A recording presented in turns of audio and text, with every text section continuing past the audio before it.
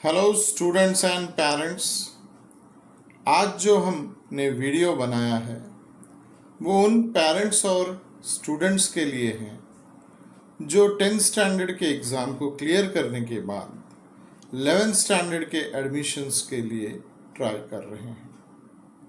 Parents and students, ये video में मैं आपको बताऊंगा कि आप कॉमर्स स्ट्रीम के लिए कौन कौन से सब्जेक्ट को चुने ताकि आपके आफ्टर 12th के करियर में ये रुकावट न बने। कई पेरेंट्स और स्टूडेंट्स ने मुझे अप्रोच किया था कि सर थोड़ा सा क्लैरिफिकेशन चाहिए कि जब हम सब्जेक्ट का डिटेल्स देंगे उस समय ऑप्शनल सब्जेक्ट में हम कौन कौन से सब्जेक्ट को चॉइस कर सकते हैं ताकि हमारे बच्चे के भविष्य में ये सारे सब्जेक्ट उपयोग में आ सकें। तो पेरेंट्स और स्टूडेंट लीजिए, ये वीडियो आपके समक्ष मैं प्रस्तुत करता हूँ। जैसा कि आप स्क्रीन पर देख रहे हैं बच्चों, subject list for commerce standard 11th and 12th। इसमें कंपलसरी सब्जेक्ट में सबसे पहले है English, book keeping and accountancy, organisation of commerce and management and business economics. ये चारों सब्जेक्ट में कोई ऑप्शन नहीं है। तो अगर आप कॉमर्स फील्ड में आ रहे हैं बच्चों तो कंपलसरी है ये 4 सब्जेक्ट चॉइस करना। रही बात 2 और सब्जेक्ट की जिसमें IT, Hindi, Marathi, French, any other language provided by that college आप चॉइस कर सकते हैं। अब मुझे कुछ पेरेंट्स का कहना है कि सर हिंदी और मराठी लैंग्वेजेस में थोड़ा मार्क्स लाना कठिन हो जाता है या मार्क्स कट होने की उम्मीदें ज़्यादा होती हैं, तो क्या हम आईटी ले लें या फ्रेंच या और कोई लैंग्वेज अगर हमें कॉलेज प्रोवाइड करता है तो। पेरेंट्स एंड स्टूडेंट्स, आप आईटी लेंगे तो आपको इसमें इंफॉर्मेशन टेक्नोलॉजी यानी कंप्यूटर टाइप के सारे डिटेल्स दिए जाएंगे।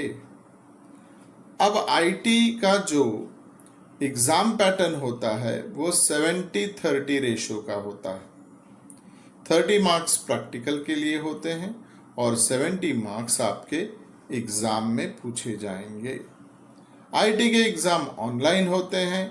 आईटी का सेंटर उसी कॉलेज में आता है जिस कॉलेज से आप पढ़ाई कर रहे हैं। तो आईटी लेना एक बढ़िया चॉइस है ऐसा मुझे लगता है और ये आगे जाके आपको काफ़ी उपयोगी होगा आपके career as well as profession में। आते हैं अब बिजनेस मैथमेटिक्स और सेक्रेटरियल प्रैक्टिस के ऑप्शन पे। बच्चों, बिजनेस मैथमेटिक्स मैथ्स का अगर आप चॉइस कर रहे हैं तो इसमें सबसे पहले मैं ये बता दूं कि आप 10th के बेस पर मैथ्स मत चॉइस करिएगा। यहाँ पर 10th का मैथ्स नहीं कंटिन्यू होगा, ये अलग ही लेवल का मैथ्स होता है। बट अगर आप मैथ्स चॉइस कर रहे हैं तो ये आपके करियर में कहाँ कहाँ काम में आएगा ये मैं आपको बता दूँ। बच्चों, मैथ्स अगर आप लेते हैं तो सीए कोर्स करते समय ये उपयोगी पड़ेगा, सीएमए कोर्स करते समय उपयोगी पड़ेगा, अगर आप कोई फाइनेंशियल कोर्स कर रहे हैं तब उपयोगी पड़ेगा। बीकॉम, बीएमएस इन दोनों प्रोफेशनल कोर्सेज के लिए आप यहाँ पर बिजनेस मैथमेटिक्स की चॉइस कर सकते हैं। तो बिजनेस मैथमेटिक्स चॉइस करते समय आपको ख्याल रखना है कि 12th के बाद आप कौन से ऑप्शन को चूज करने वाले हैं। आइए देखते हैं सेक्रेटरियल प्रैक्टिस क्या होता है। बच्चों, ये एक थ्योरी सब्जेक्ट है।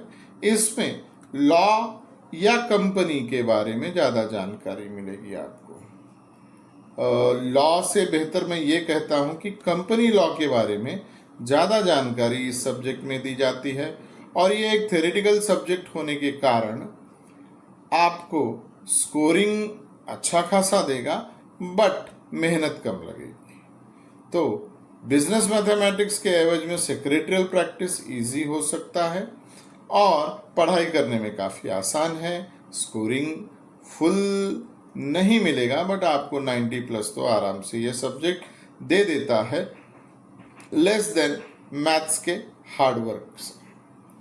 तो बच्चों, अगर आप सेक्रेटरियल प्रैक्टिस लेते हैं तो इसमें आप एक क्या ऑप्शन ले सकते हैं 12th के बाद, तो आप कंपनी सेक्रेटरी लॉ के लिए अगर जाते हैं तो सेक्रेटरियल प्रैक्टिस नाम का ये सब्जेक्ट आपको काफ़ी मदद करेगा।